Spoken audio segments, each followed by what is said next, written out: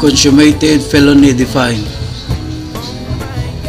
A felony is consummated when all the elements necessary for its execution and accomplishment are present. Frustrated felony. Frustrated when the offender performs all the acts of execution which would produce the felony as a consequence, nevertheless do not produce it by reason of causes independent will of perpetrator. Attempted felony.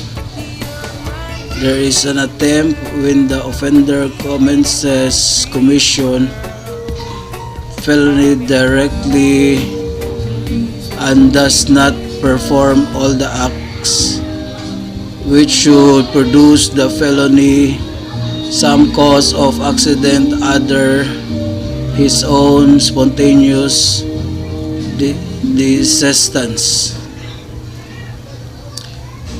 Circumstances that affect criminal liability. Justifying circumstances.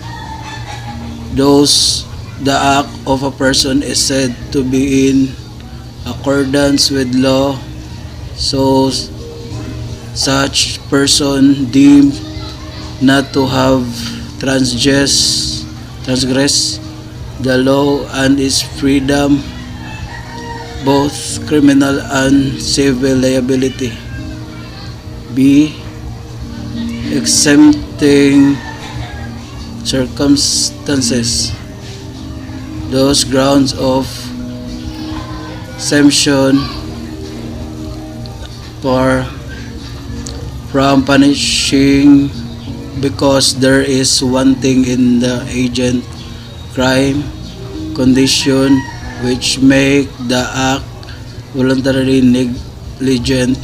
The reason for exemption lies on the complete absence of intelligence, action, or intent, or absence of negligence.